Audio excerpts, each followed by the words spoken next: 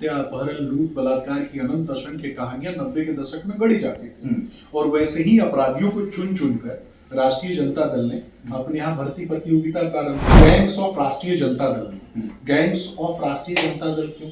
क्योंकि अलग अलग संगठित अपराधकर्ताओं का गैंग था और अलग अलग गैंग मिल करके एक पार्टी बनाती है। मैं पूछना चाहता हूँ आपके चैनल के माध्यम से कि शहाबुद्दीन कौन थे जिनके घर पे विदेशी हथियार पकड़े जाते हैं, सदन के पटल पे बैठ करके हल्का बयान देना और बिहार को अशिक्षा के अंधकार पे ढकेल देना, यही तो उनका काम रहा। वो लेकिन तो कहते हैं कि अगर पिछले इनकी बात करें उस टाइम की, तो आरजेडी का कहना है कि आरजेडी सबसे अच्छी पार्टी है, उन्होंने सब कुछ कर दिया, उन्हीं के पार्टी उन्हीं के कार्यकाल में सब कुछ हुआ है। लालू जी का कुनबा है, ये वेल्थ क्रिएटर को उठा लेता है, वेल्थ क्रिएटर का अपहरण करवा देता है और उससे उगाही करवाता है। सनातन को गाली देना, तुष्टीकरण की राजनीति करना और जातिवाद का जहर समाज में घोलना, अपराधियों को कहीं ना कहीं प्रश्रय देना, यही तो उनका काम रहा, यही तो उनकी पार्टी का काम रहा। शक्ति यादव जी की वीडियो को लेकर क्या कहेंगे? आपके सोशल मीडिया हैंडल बीजेपी की तरफ से पोस्ट हुआ था। पूरे बिहार को पता है कि ये कुनबा किस प्रकार का है।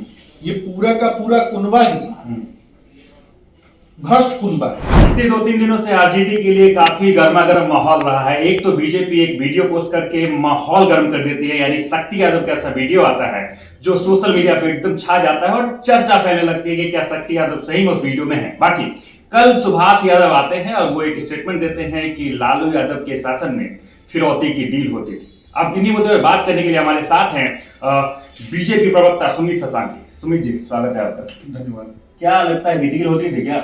देखिए, मैंने तो आपके चैनल के माध्यम से पहले भी कई बार बताया, हत्या, अपहरण, लूट, बलात्कार की अनंत असंख्य कहानियां 90 के दशक में गढ़ी जाती थी और वैसे ही अपराधियों को चुन चुनकर राष्ट्रीय जनता दल ने अपने यहाँ भर्ती प्रतियोगिता प्रारंभ की, उनके बीच में मुर्गा लड़ाओ प्रतियोगिता प्रारंभ की और वैसे ही लोगों को टिकट देने का काम किया। उसके बाद बिहार के संसाधनों को लूटने की होड़ मची। गैंग्स ऑफ राष्ट्रीय जनता दल। गैंग्स ऑफ राष्ट्रीय जनता दल क्यों? क्योंकि अलग अलग संगठित अपराधकर्ताओं का गैंग था और अलग अलग गैंग मिल करके एक पार्टी बनाते हैं। अच्छा, अलग अलग गैंग कौन से गैंग थे? अरे इसमें तो चट्टी बनियान गैंग भी था। तो अब इस पर आप क्या बात करते हैं? तो विभिन्न प्रकार के गैंग्स ऑफ राष्ट्रीय जनता दल, विभिन्न प्रकार के जो दल है और जो गैंग्स हैं, उन लोगों ने मिलकर दल बनाने का काम किया। मैं पूछना चाहता हूं आपके चैनल के माध्यम से कि शहाबुद्दीन कौन थे जिनके घर पे विदेशी हथियार पकड़े जाते हैं? वैसे लोग कौन थे? वैसे ही लोगों को तो घोषित करने का काम लालू जी ने किया। आजकल हल्की बयान भी देते हैं, सदन के पटल पे बैठ करके हल्का बयान देना और बिहार को अशिक्षा के अंधकार पे ढकेल देना, यही तो उनका काम रहा। वो लेकिन तो कहते हैं कि अगर पिछले इनकी बात करें उस टाइम की, तो आरजेडी का कहना है कि आरजेडी सबसे अच्छी पार्टी है, उन्होंने सब कुछ कर दिया, उन्हीं के पार्टी उन्हीं के कार्यकाल में सब कुछ हुआ है। देखिए, दो प्रकार के लोग हैं। ये इंडी अलायंस का पूरा कुनबा है। दो प्रकार के लोग हैं। एक इनका नेता दिल्ली में बैठ के वेल्थ क्रिएटर को गाली देता है, चीन के प्रवक्ता की तरह बात करता है, और दूसरा यहाँ लालू जी का कुनबा है, ये वेल्थ क्रिएटर को उठा लेता है, वेल्थ क्रिएटर का अपहरण करवा देता है और उससे उगाही करवाता है। भैया, इससे ज्यादा शर्मसार करने वाली बात और क्या हो सकती है कि उनके घर के लोग आरोप लगा रहे हैं कि वहां पे पंचायती होती थी किन चीजों की? ऐसी ही चीजों की पंचायती हुआ करती थी। मोटरसाइकिल चोरी का पंचायती होता था, अपहरणकर्ताओं की फिरौती का की बात हुई थी। निश्चित रूप से ये काफी दुखद है और जो लोग भी राष्ट्रीय जनता दल को कभी वोट देते होंगे उन लोगों के लिए भी दुखद है।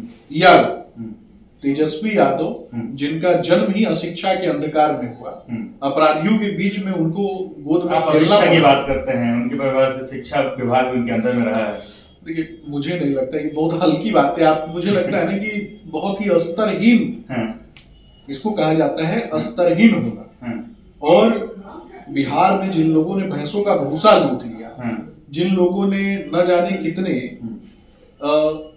घटनाओं को अंजाम देने वाले लोगों को एकत्रित करने का काम किया और अपराधियों की गोद में खेल करके पले बढ़े हुए तेजस्वी यादव आज सिद्धांतों की बात करते हैं, एथिक्स की बात करते हैं, मोरल वैल्यूज की बात करते हैं। जो व्यक्ति निकलता हो यात्रा पे और कह देता हो कि अपने ही कार्यकर्ताओं पे मोरल वैल्यू की बात करना तो सही है, क्या ही दिक्कत है इसमें?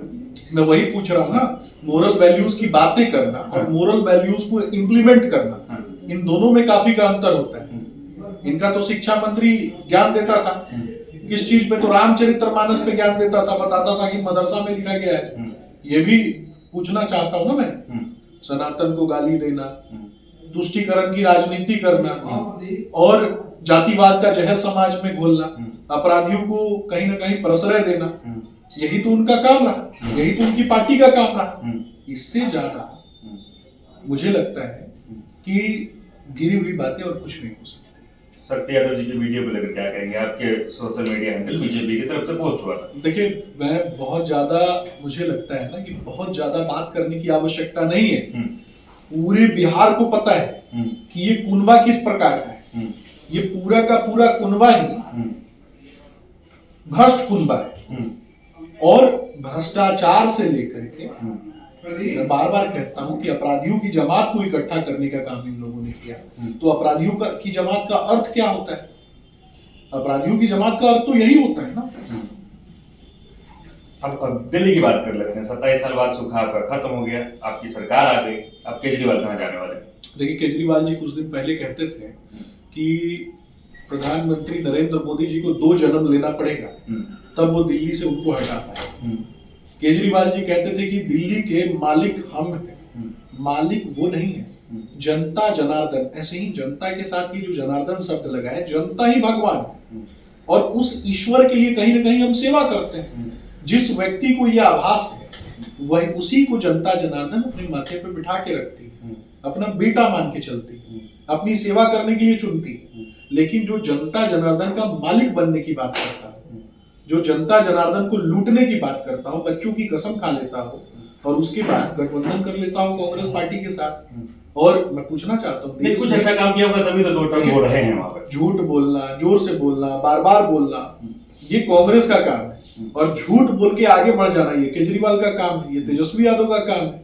जमुना साफ हुई क्या? मैं पूछना चाहता हूं आपके चैनल के माध्यम से, जमुना हमारी माँ है, नदियों को हम माँ का दर्जा देते हैं। केंद्र शासित राज्य आपका भी इसमें लेकिन मैं आपको बताना चाहता हूँ कि जमुना में आज अगर एक मेढक को डाल दिया जाए ना तो उसको भी स्किन डिजीज हो जाए। इतना गंदा करने का काम केजरीवाल ने किया, तो इस पर भी तो बात होनी चाहिए। गवर्नर हो तो आपका भी, आपकी भी कुछ पहल होनी चाहिए। देखिए, लगातार जो व्यक्ति सत्ता में रहे और सत्ता में रहने के बाद वो लगातार आरोप प्रत्यारोप लगाता रहे, वो हमेशा लड़ता रहे केंद्र सरकार से, वो हमेशा गाली गलौज की नीति पर चलता रहे, झूठ बोल के आगे बढ़ जाने की नीति पे चलता रहे, उसको कभी भी किसी का हस्तक्षेप पसंद है क्या? जानबूझ के देश का केंद्र है दिल्ली, दिल्ली का केंद्र है कनॉट पैलेस में बाल मजदूरी होती है। बाल मजदूरी हो रही थी तो उन बच्चों के लिए उन्होंने क्या किया वो भी तो बता देंगे ना। छोटे छोटे बच्चों को भिक्षावृत्ति करनी पड़ती थी और ये भाषण देते थे कि हमने स्कूल बनवा दिया। बिहारियों को गाली देना कि 500-500 रुपए का टिकट लेके चला आता है और उसके बाद इलाज कराने चला आता है। इस पर भी तो उनको बयान देना पड़ेगा ना। पूर्वांचल के लोग, बिहार के लोग क्या गाली खाने के लिए बने हुए हैं केजरीवाल का? मुझे तो नहीं लगता है। आज उन्हीं पूर्वांचल लोगों ने, उन्हीं बिहार के लोगों ने करारा जवाब केजरीवाल को दिया है। और भारतीय राजनीति में अगर कोई काले अध्याय के रूप में जाना जाएगा जिसने अपने गुरु को धोखा दिया, उस व्यक्ति का नाम है केजरीवाल। और ये अन्ना हजारे को धोखा दिया भैया, और किसको धोखा दिया? कौन है गुरु? कई सारे नेता वहां से निकले थे। वही तो मैं बता रहा हूँ।